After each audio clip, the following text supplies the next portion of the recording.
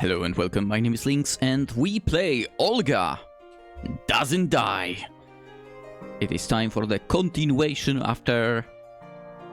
Well, she did exactly what the title of the game says. She did exactly that. And then she woke up. And we have a new character as well. Let us continue. After that conversation, we began to speak of the state of the world and the state of the state more frequently. It's in a terrible state, that's for sure. Vasilisa Nikolaevna invited me to join some discussion groups that she was part of. But for now I declined, for I was not sympathetic to their cause. Which is surprising. I mean, it is surprising with her belief, considering, well, what happened to her. One such group was the reason for her absence today. Meanwhile, I finished one of the items she asked me to read. I wonder what exactly she read. I openly declare that their ends can be attained only by the forcible overthrow of all existing social conditions. What audacious words. Just as I put the book back on the shelf, I heard a noise from the front of the house. It resembled the front door being opened with more force than Vasilisa Nikolaevna ever would. The knob was prone to getting stuck, but she knew how to wiggle it just right. Then came the unfamiliar voices. That propagandist in the Social Democratic Workers' Party, Ulyanova, is supposed to live here. Let's take her out and get out sooner rather than later. The owners of those voices seemed to be rummaging around her things. Where is she? If she's out, we won't be able to come back here again. Not with the new boss breathing down our backs. Although relieved that she was not currently at home, I hoped that she would not return soon. The footsteps of the intruders came closer. From what I could parse, there was at least 3 men in the group. When they opened the door to the room I was in, I recognized these men and the clothes that they wore. The only question was what they were here for. No, the chatter was enough for me to understand. Vasilisa Nikolaevna was more than just a sympathizer to the socialist cause, more than just a party member. Hands in the air! I did as I was told. No, that's not Ulyanova.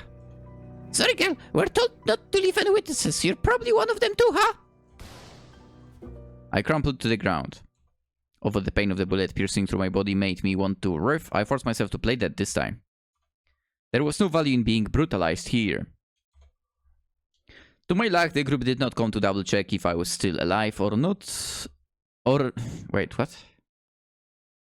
My luck did not come to double check or not, nor did they shoot the body again just in case. Okay, instead they hurried to rummage through Vasilisa Nikolaevna's home to retrieve whatever evidence they could. I laid on the ground until I no longer heard their presence. Returning to my feet, I stretched to dispel the cramped feeling of playing dead. Then, looking around, I couldn't help but frown at the mess. So lost in my thoughts while tidying, I did not realize when she returned. I had yet to change out of the clothes clearly covered in my blood, a bullet hole lining up with my heart. Olga! She rushed up to me, grabbed me by the shoulders and looked at the blood on my body. Her eyes darted around looking for a wound that wasn't there. I'm alright. It's just that the secret police came by and messed up your home.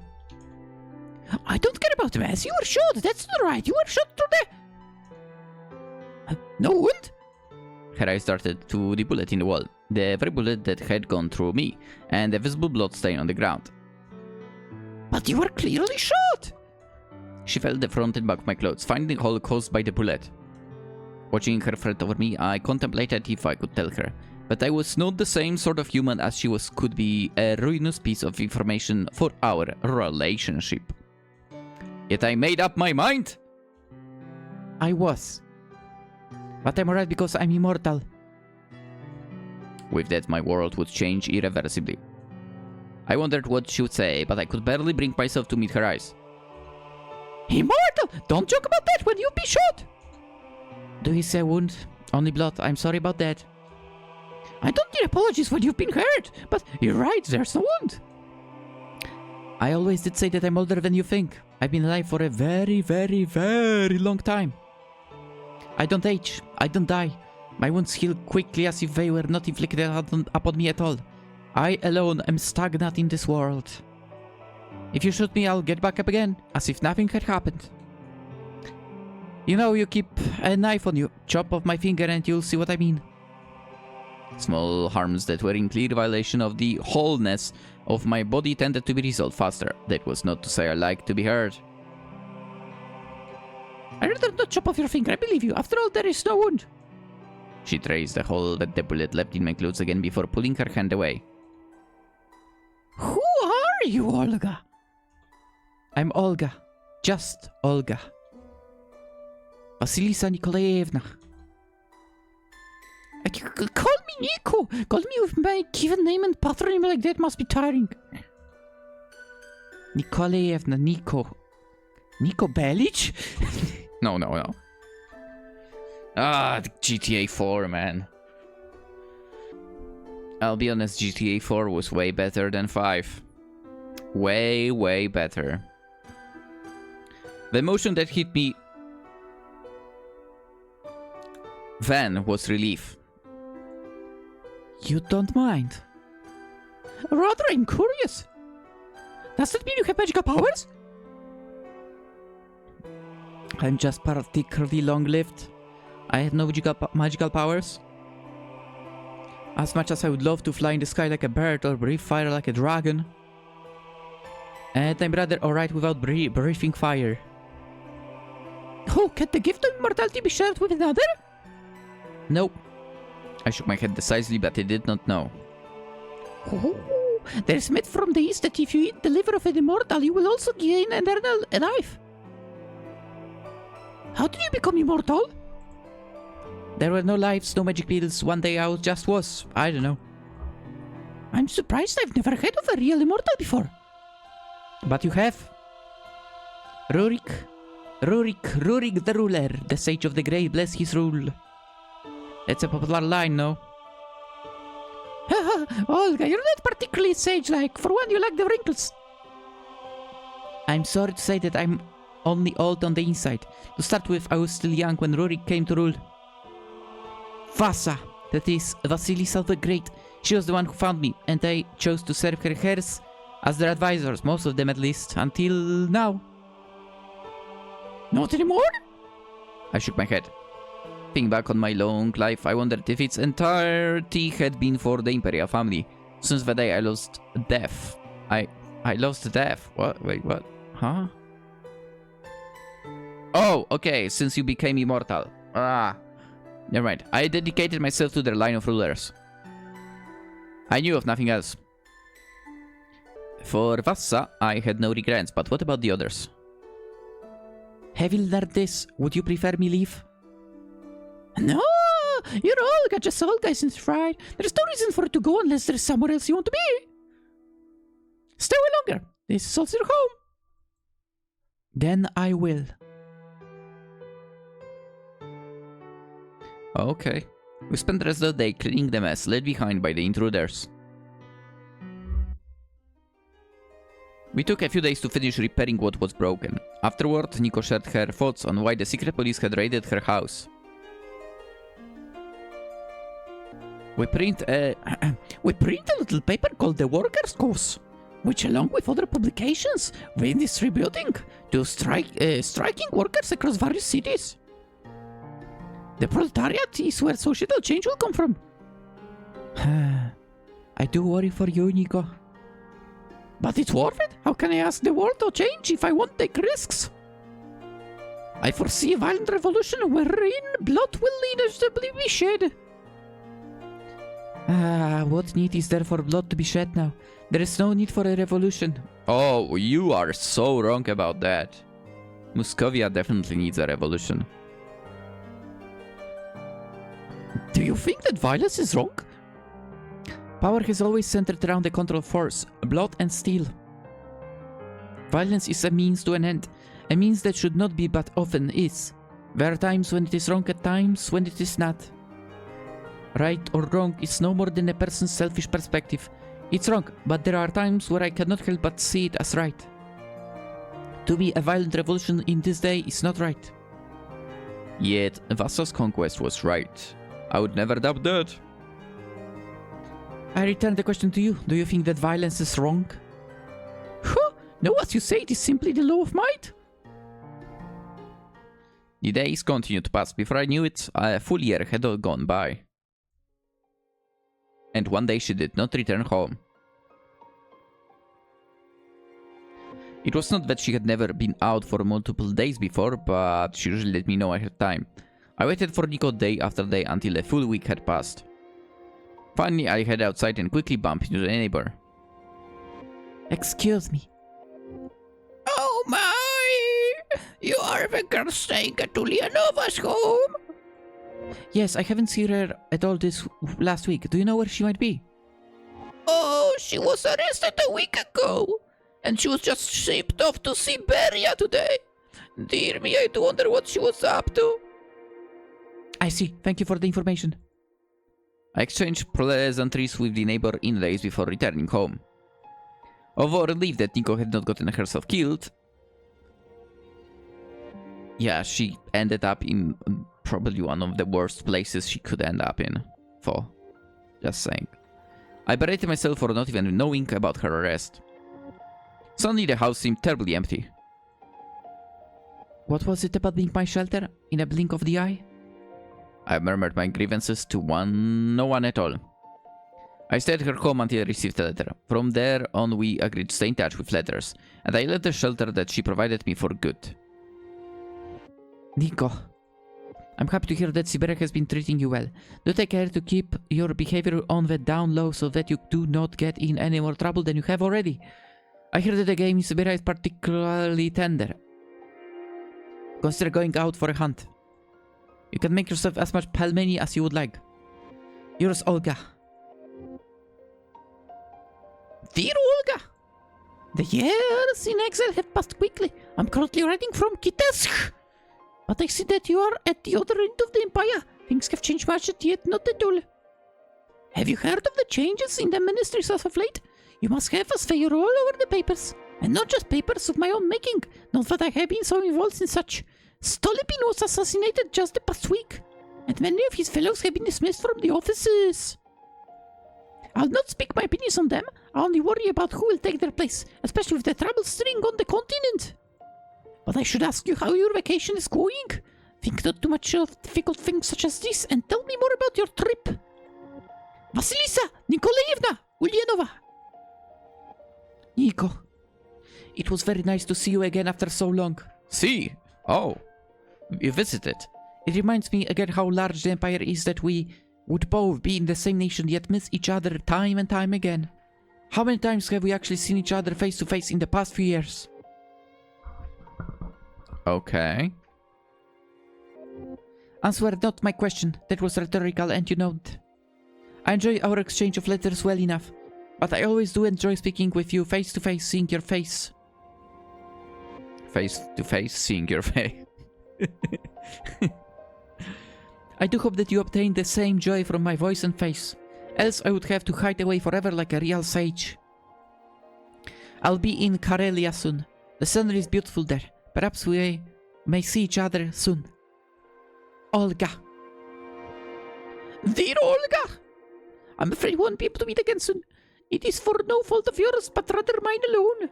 As you say, I'm prone to getting in trouble. I'll miss Muscovy, but I suspect that my next few years will be spent abroad on the continent and elsewhere.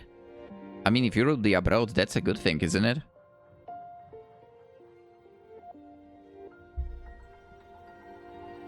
Or maybe not. I'll be in Gaul when this letter arrives to you. Perhaps you'll find it in you to travel. Vasilisa Nikolaevna Ulyanova.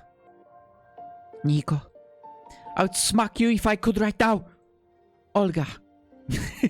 That was cool. A letter. It's a one-liner. Oh my god. Olga, a prince from Oster. Oster. Wait, are you in Austria? That's crazy. Was shot in one of the Empire's allied nations. It seems that Oster's response of invasion has triggered a cascade of responses from the rest of the continent. It is just my luck to be in the Oster at this moment. I mislike this net of alliances and this war that will inevitably spring from this conflict. By the time you receive this letter, will the Emperor have already declared? Stay safe! Vasilisa, Nikolaevna Ulyanova! Nico. Yes, you were right. It's a response to what you asked before. There is a sense of national fervor around the war at least. Right now, I hope that we are prepared for this conflict. Olga. Olga! I'm alive. I hope that you are not too concerned with the lack of news from my end. As a citizen of Muscovy, I was naturally under special fund by the government of Oster. Much to my chagrin, I was detained for a while. The socialists in Oster support the war effort which goes against the resolutions that the party made in the past years. I wonder if this war will ultimately be yet another imperialist one. I may be stuck in Oster for a while longer, but I intend to return when I can. Vasilisa Nikolaevna Ulyanova. Nico. I've cut out and pasted what you said before on this piece of paper. Stay safe. Olga. She Ctrl-X, Ctrl-V that. And so nearly 15 years flew by. Damn! I received a telegram from Nico along with 2 tickets to an opera in a familiar theater in Kitesk. She said to me that she would be returning to Muscovy soon. The subject of the opera was Vasilisa the Great. Okay. Vassa, the one who saved me. Vassa, the one who I pledged my entirety to. Vassa, she who was my world. I still missed her. The stories that people told of her in this age were myths that no longer resembled her enough for me to find solace in them. Thinking of her, I could not help but reminisce to the world of the past that seemed so much simpler. It would bring us back to like 2010s. Ah, better time. The day I met her was also in winter. The me of that time was an inconsequential girl whose entire world was the village that she grew up in. Okay. That day started with a little mishap wherein I found myself lost in the woods. Why I had gone out in the morning was now a mystery to me, a memory lost to the void. All I remembered was that I had left the village and walked far enough into the wilderness to be unable to find my way home. There I met a hug. Her face, the details of her presence, I could no longer remember those things. For whatever reason, I asked her if she knew the way back to the village. In response, she handed me a coin and bade me hold it under my tongue. She told me to walk forward with coin under tongue for 1000 steps. Okay. That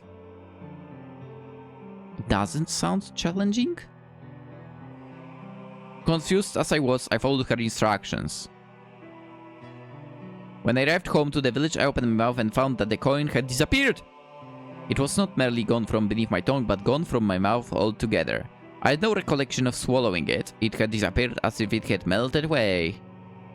I forgot about the mysterious coin soon enough as I continued about my day. At noon, a group of barbarian raiders massacred the village. And I died. The first time I died, I woke in a pit filled with corpses. Cold limbs entangled in my own, blood and meat mixed into a slurry. If it were not winter, we would have already begun to rot. I mixed together with the congealed meat a liquid that used to be my neighbors. Somewhere within it were the people who used to be my parents. That is nuts, but sounds very, very Russian. My hair turned white that day, but how would I have known? Even if I looked at my hair, it would surely have been stained red-brown that day. Dead, I stared up to the sky. I was dead. Yet I was not dead.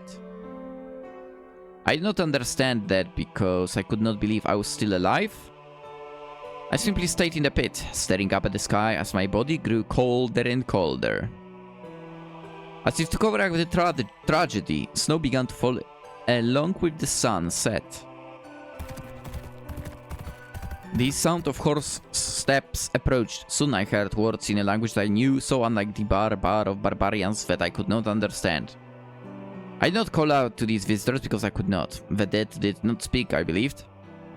I heard a woman's voice, a beautiful voice, that she would go see the victims of this massacre. Member of her party voiced the disagreement. Ignoring their suggestions, she jumped into the pit. The expression on her face at the time upon seeing me was joy. That was unadulterated joy to find someone alive, to find me. She pulled me from the corpses and cradled me in her arms like a treasure, disregarding how dirty I must have been. She was warm. Despite the cold metal of her armor, as she held me close, I could not help but feel that she was so terribly, terribly warm. Because of her, I was alive. She was so warm that I wanted to cry. That was how we first met. She brought me back to her military camp despite concerns from her subordinates. She nursed me back to health. She was Vasilisa, the one who would become Vasilisa the Great! She was Vassa. I became her shadow, following her around like a lost duckling. She cared for me and asked for my thoughts on matters despite my ineptitude. I did what I could for her. I wanted to do all that I could for her. She liked meat, so I mastered all the meat dishes that I could. She needed subordinates, so I learned all I could do about war and governance. She had a soft spot for children even if she did not have any of her own. She had no blood family, but were we not her family? At some point I had become a real part of her military camp. Even the others accepted me, even if only as something of an odd mascot that their lady lord kept around. I didn't mind what they thought of me, I only thought of her. Her dream was to unite these lands, which had yet to be called Muscovy. Her task was to expel the barbaric invaders that threatened to plunder and destroy. Could there be anyone in this world more suited to do so? I thought not, and surely even God thought not. Nah, God was already not caring about this world. She was a woman with no equal on horseback. Her skill with the sword matched masters, and her skill with the spear had no match. She was not so good with a bow and arrow, but that mattered not. The barbarians fell to her army like dominoes. Rebellious princes came under her fold quickly enough. Along the way, she adopted a son, Rurik, who became her heir, for she had no intention of stopping her conquest to bear a babe. No, a child was never even part of her plans. I mean, fair enough. I personally don't want children as well. But mainly that's because the world is going to shitter, so what's the point? I also in general don't want children, so... I vividly remember the day she told me her dream, the day I made my oath to her. You know, it's kind of funny how everyone around is like, "Oh, when we'll have a child? Oh, I would like a grandson or a granddaughter." and I just don't want children. I don't. And I feel like if someone doesn't want children, then basically it's better to not have them. Because if you don't want them, how can you say you would put your all, you know, for, well, basically raising them and so on?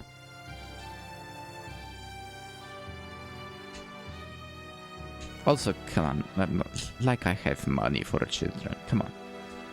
No, I don't. I just look at it realistically, basically. And it's not gonna happen. Anyway. Ah, that's blind. Ooh! This is looking good, yo! Hide this. A cape red as the blood of the people she slaughtered. or something. I've come to make this land one entirely within my hands. No longer will its people bleed to barbarians and the whims of its fool princes. No, they will be mine and mine alone. I can reach the end of this path of mine. They will bend the knee or be conquered through blood, and then there will be an empire. What do you think, my beloved Olga? Will it come to fruition? It will. It surely will. Also, we finally can see the face of Olga. Let's go. Cutie pie. It was a winter day, light snow fluttering down from the sky. In a location that was not of particular note aside from her presence. I bent my knee and vowed to her. I swear by everything this sacred oath that I will serve you with all that can master in this body of mine. I am your loyal servant. Your empire will be whole and sustained for eternity in prosperity. Well, that prosperity is not a thing anymore. Your heirs will inherit nothing but glory. All of your wishes will be my wishes. My lord, my liege, you are the one who will unite these lands. I am in my entirety yours. Vassa was born to rule. Ow, my eyes. But she died! The empire was nearly unified. Her campaign was almost done. Then she was shot down with a poisoned arrow. Of course it was an arrow. As she lay dying, she asked for me to look after her empire and to assist her Rurik. He should have taken that arrow for her instead, god damn it. Voicing not that thought aloud, I promised her that I would do anything for her, anything at all. I would give her my everything, but I could not save her. She died soon after, and I wept for an eternity. Now, as I stood outside the opera house, I contemplated to myself that I was the only person left in the world who knew Vassa. I mean, it must be true for quite a while as well.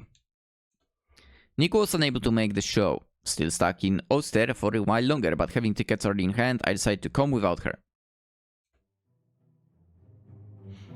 As I was about to go in, I noticed a man harshly tugging the arm of a young woman near the entranceway. They seemed to be arguing with husband tones, the girl unable to get away from the man. I frowned and approached. Seeing as neither noticed me yet, I discreetly kicked his shin. He let out a yelp of pain, releasing the girl. I took that moment to gently pull the girl away and insert myself between the two. Excuse me. It's ungentlemanly to grab a lady like this. He glared at me and opened his mouth to yell, only to notice that all eyes in the vicinity were now focused on the three of us. Not wanting to draw more attention, he spat out a quiet expletive and entered the opera house with a huff. I turned to the girl. Something about her seemed familiar, but it had been a long time since I was last in Kitesk. Thank you. Her eyes widened as she saw my face. You're welcome. Forgive me for interjecting myself into your conversation. That person was? He was a blind date arranged by my parents, but he was, as you could see, not the most compatible. Dude. If your parents tried it, avoid at all cost. Avoid at all cost. Here's the other ticket to our booth, so I suppose I won't see the show today. I noticed her fiddling with her fingers nervously. I have a spare ticket for a private box myself. My friend was unable to make it today, so would you like to join me? At my suggestion, she instantly perked up. For a moment, she looked like a little rabbit who was just given a carrot treat. Really? Of course, of course. I reached in my jacket pocket to retrieve 2 tickets and showed them to her. Then, if I'm intruded on your opera box...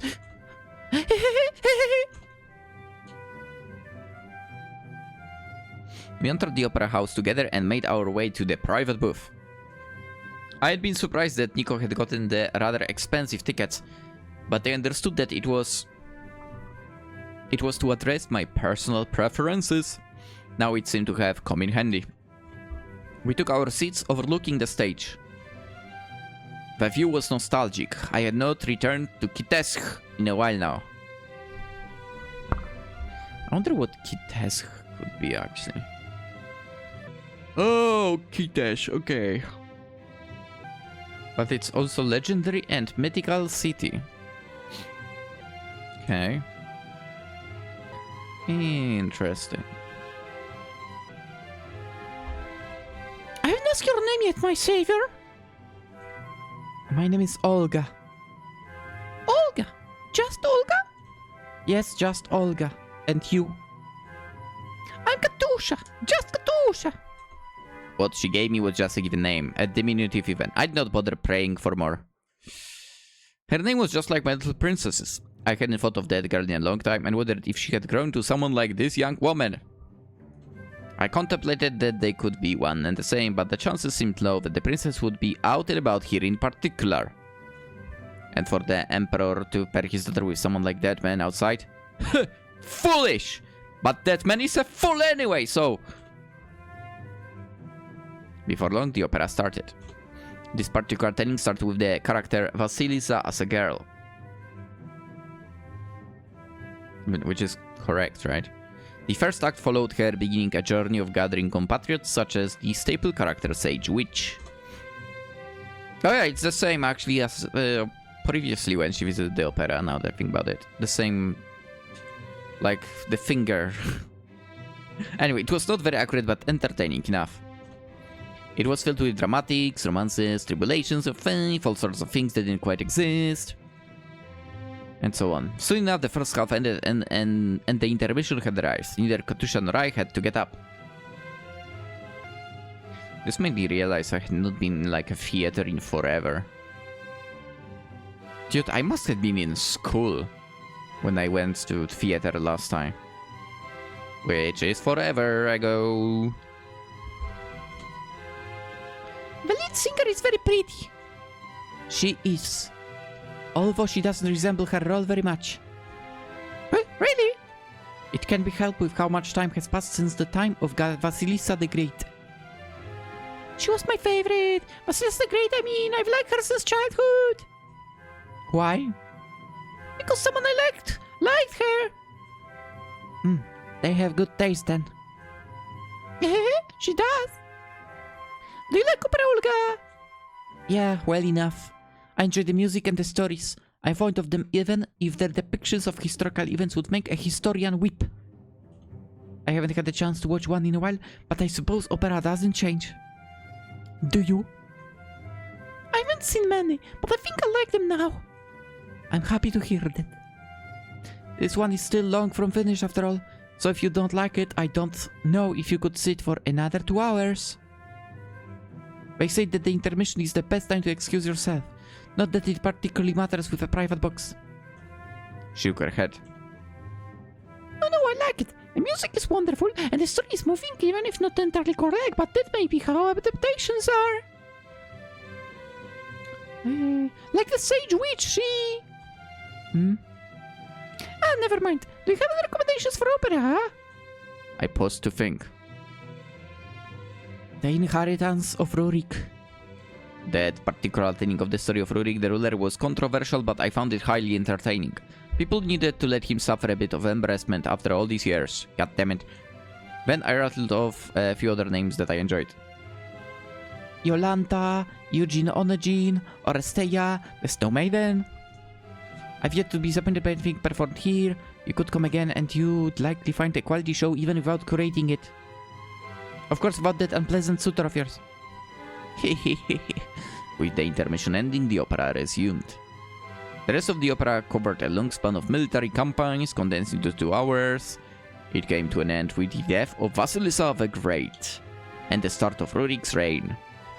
A sort of exhaustion fell over me looking at the actress play the role of dying. I was glad that the woman on stage looked nothing like Vassa at all. The curtains fell and the audience began to leave. Can we meet again? I didn't know. Only if we happen to meet again. You never know what fate will decide.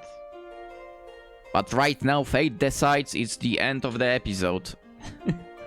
So let's continue tomorrow. But tomorrow I'll not be recording at all. Yeah. I might record the day after tomorrow. Technically, I recorded, well, on the same day, as you can see now. The previous episode and today's episode. So yesterday's episode and today's episode when I talk publishing wise. And why I won't be recording tomorrow? Well, you would know the answer from the previous video. I will totally not tell you in this one why. A very foxy scheme over here. Quite clever. To make you watch the previous if you haven't. Or you just don't need to care. Let's end the episode, yeah. Let's end the episode. I think I'll be recording on Friday or more, so... Well, you still will get the video the next day, as usual. And we'll see where Olga Doesn't Die goes. I'm having a good time in this game, not gonna lie. Wait, Act 1, Act 2, and we jump to Act 4. I wish I knew where the acts start and end. That's my one little... To be fair, that's really, like the only thing I could like pick on so far, I feel like. That I don't know where the acts start and end. Other than that, there is like literally nothing to complain about, I feel like. Then again, Fornoki does release good games, so... And good stories, so yeah. With that being said, let's end the video. Which, if you liked, consider thumbing up or something. And also, if you're new around, consider subscribing. Always super appreciated if you stick around.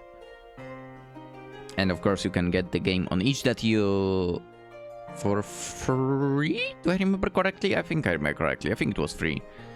And the link is, as always, in the description, because why wouldn't I link it there? Yeah, it's free. With all of that being said, I wish you a fantastic day. And again, the continuation will come tomorrow. Bye-bye.